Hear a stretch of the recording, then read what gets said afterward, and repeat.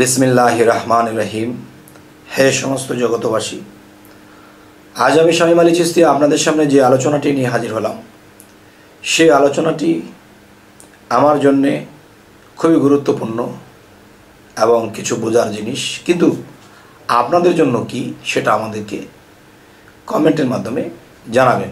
তবে আজকের যে আলোচনাটি সেটি হলো, দেখুন, এই পৃথিবীর সমস্ত হিন্দু, বৌদ্ধ, খ্রিস্টান, মুসলমান যারা আছে, ইহুদি, নাসারা, বিভিন্ন ধর্মের লোকেরা বেশিরভাগ, কিন্তু কমের ভাগ কিন্তু জ্ঞানী, বেশিরভাগই কিন্তু অজ্ঞানী। যেমন একদল বলতেছে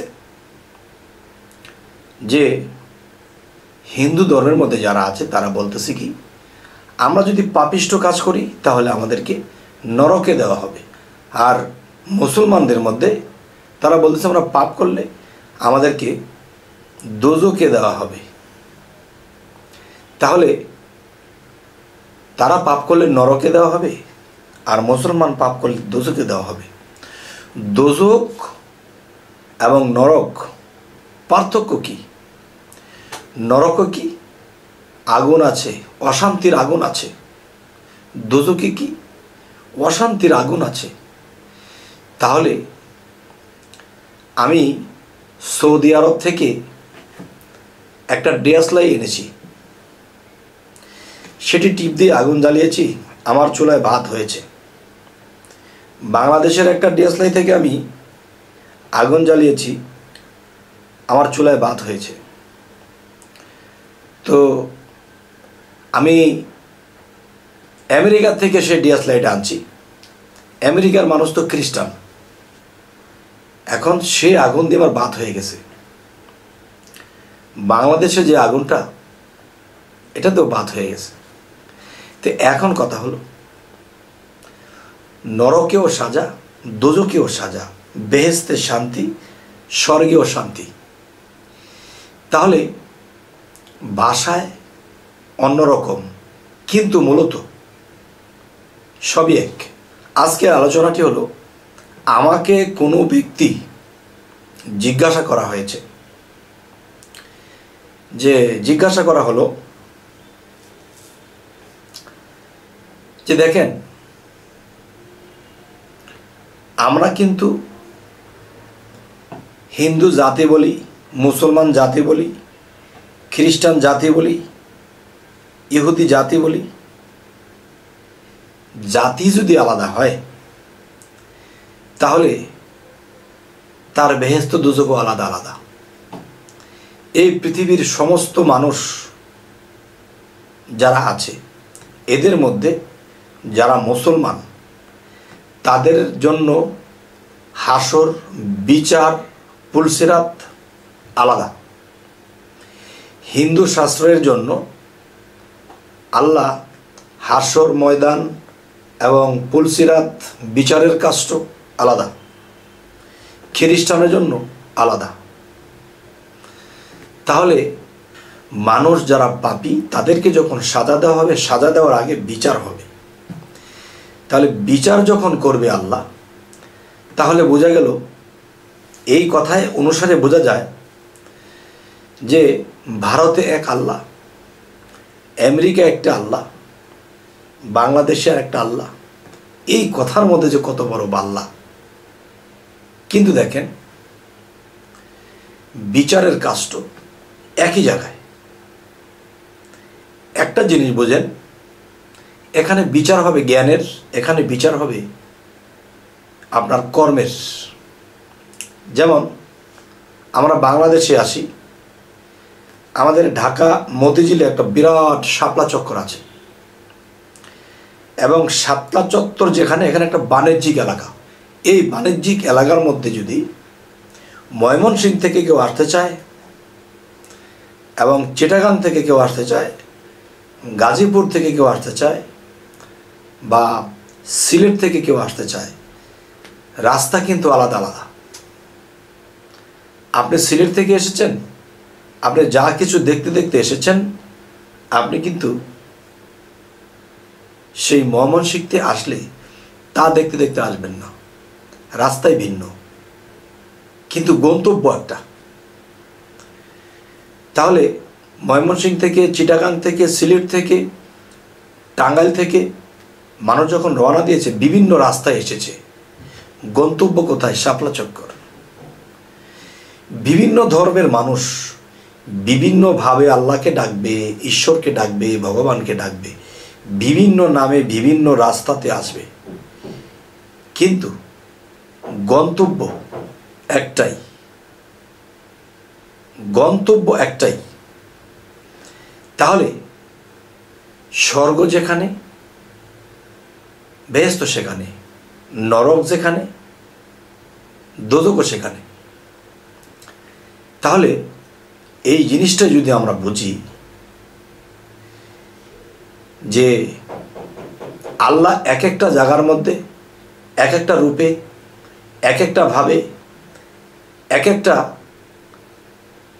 চরিত্রে, যেমন এক জায়গায় নাম ধরেছে গড, আরেক জায়গায় নাম ধরেছে আল্লাহ, আরেক জায়গায় নাম ধরেছে ঈশ্বর, আরেক জায়গায় নাম ধরেছে ভগবান।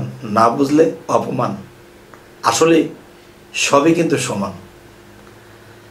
তো এখন যেটা আমি বলতে চাচ্ছি, যিনি আমাকে জিজ্ঞাসা করেছিলেন যে আলাদা আলাদা ধর্মের মানুষরে কি আল্লাহ আলাদা আলাদা হাসর বানাবে, বিচারের স্থান বানাবে?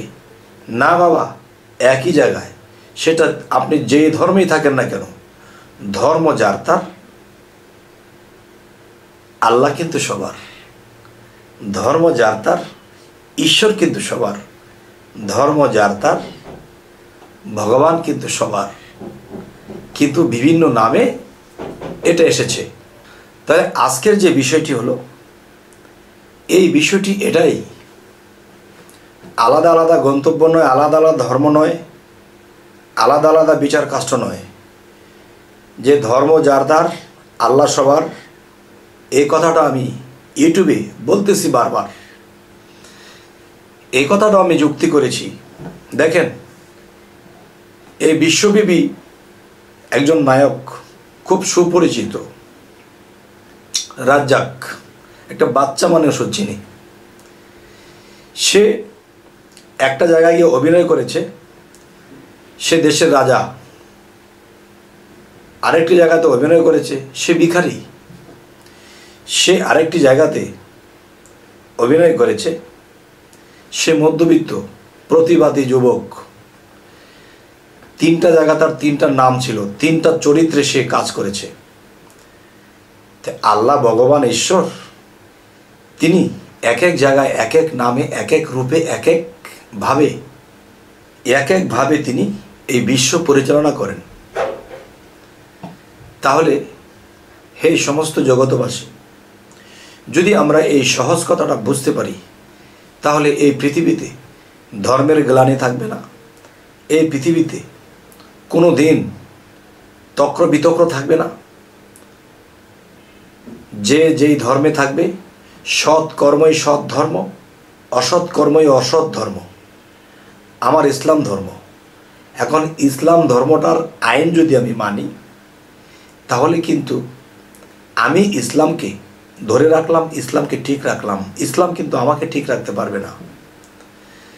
খ্রিস্টান তিনি যদি আইনে থাকে, যদি মানে, তাহলে সেখানে থেকে সে আল্লাহকে লাভ করবে। সেখানে আল্লাহর রূপ কি, নাম কি? সেখানে আল্লাহর নাম ঈশ্বর, আরেকটি জায়গায় ভগবান। তবে এই কথাটি যে না বুঝবে, সে আমাকে করতে চাইবে অপমান।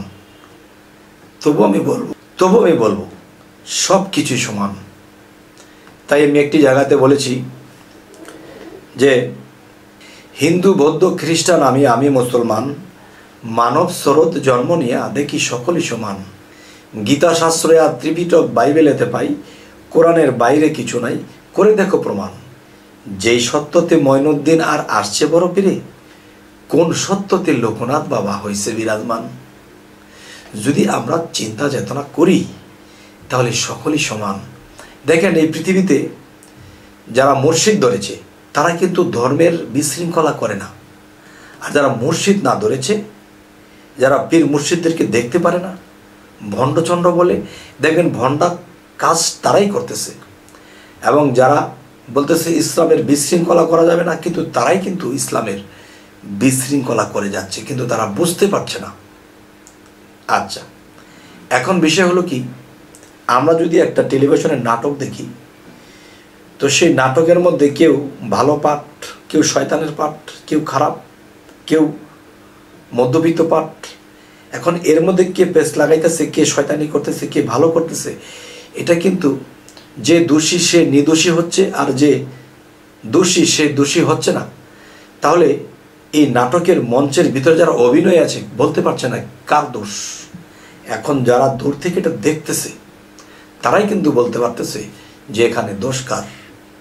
তাহলে আমি বলি আমার ইসলাম ধর্মের জন্য আমি জান দেব, তরিকতের লোক বলতেছে আমি ইসলামের জন্য জান দেব, শরীয়তের লোক বলতেছে আমি জান দেব, কিন্তু আসলে জান দিয়ে ইসলামকে রক্ষা করার যে বিষয়, কিন্তু দেখেন এই জান দিয়ে পরে নিজের জানও খোয়ানো হলো, ইসলামও কায়েম হলো না। তার মানে সে যে ইসলাম কায়েম করবে বলে আগাচ্ছে, এই আগানোর মধ্যে তার ভুল আছে, আর এই ভুলটা ধরবে আরেকজনে, আর যে ভুল ধরে দেবে তাকে মেরে দেওয়া হবে। তাহলে সে মানুষ কীভাবে হবে? তাহলে একটি কথা আছে যে এক মুমিন আরেক মুমিনের আয়না স্বরূপ। এক মুমিনের আয়না স্বরূপ যদি আরেক মুমিন হয়, দেখবেন একজন ভালো মানুষ সে আবেগের বসে একটা কাজ করতেছে, তো আরেকজন মুমিন এসে বলতেছে ভাই এই কাজটা এমনি না, এই কাজটা এমনি না করে অমনে করলে ভালো হবে। সে মুমিন তখন সে বলল ভাই আপনি আজকে এই কথাটা বলাতে আমি কাজটা শুধরে নিলাম, আমার কাজটা অনেক ভালো হবে, আমি তো মনে করেছিলাম এভাবেই ভালো। আচ্ছা ভাই আপনাকে অনেক ধন্যবাদ। আচ্ছা, আরেকজন মুমিন, একজন কমিন ব্যক্তি বসে একটা কিছু করতেছে, আর কমিন ব্যক্তি মনে করতেছে যেভাবে করতেছে এভাবেই সঠিক। একজন মুমিন ব্যক্তি যখন বলল যে এই কাজটি আপনার ভুল হচ্ছে, আপনি এভাবে করেন, তখন সেই কমিন ব্যক্তিটি বলল যে আপনি কি আমার থেকে বেশি বুঝেন? তাহলে এখানে বলা হয়েছে এক মুমিন আরেক মুমিনের আয়না স্বরূপ। এক মুমিন আরেক কমিনের আয়না স্বরূপ হয় না, কারণ আমার ভুল ধরা পড়েছে, তার কাছে আমি আয়না হয়েছি। আর আয়না তখনই হবো সে যদি মুমিন হয়। তাহলে কমিন ব্যক্তি কিন্তু তার জন্যে একজন মুমিন আয়না নয়। আর যদি সে মুমিন ব্যক্তি যদি কমিনকে কিছু বলে, তাহলে সে বলবে নিজের রাস্তা মাপো, তুমি কি আমার থেকে বেশি বোঝো? তাহলে বোঝা গেল সে মুমিন নয়, কমিন। তাই আমি বলবো হে সমস্ত জগতবাসী, যে ধর্ম যার তার, আল্লাহ যদি হয় সবার, তাহলে বিচারও একই জায়গায় হবে, আর সেখানে মানুষ আত্মার রূপে আসবে। পৃথিবীতে যে রূপে আছে, এই রূপে পৃথিবীতে মানুষ যে রূপে আসা যাওয়া করছে, সেখানে আত্মরূপে উঠবে। তো আত্মা কিন্তু বাতাসে ভাসমান, সে কিন্তু মাটিতে থাকতে হয় না, দেহটা খালি মাটির উপরে থাকে। তাহলে সমগ্র ধর্মের মানুষ একই জায়গাতে আল্লাহ বিচার করবেন। কোরআন খুলবেন, হাদিস খুলবেন, ইঞ্জিল খুলবেন, গীতা খুলবেন, ত্রিপিটক খুলবেন, বাইবেল খুলবেন, কোনো জায়গায় পাবেন না যে আল্লাহ এমন কথা বলে নাই যে এক এক ধর্মের লোকের জন্য বিচারের কাজটা আলাদা করা হয়েছে। একই জায়গায় বিচার হবে। আজকে এতটুকুই আমার কথার মূল, যিনি আমার কাছে এই কথাটি জানতে চেয়েছেন। আচ্ছা, তো আমাদের চ্যানেলটা যদি আপনাদের ভালো লাগে তো অবশ্যই সাবস্ক্রাইব করে নেবেন, পরবর্তীতে যেন ভালো আলোচনা এনে দিতে পারি। তো সকলেই ভালো থাকবেন। আল্লাহ হাফিজ।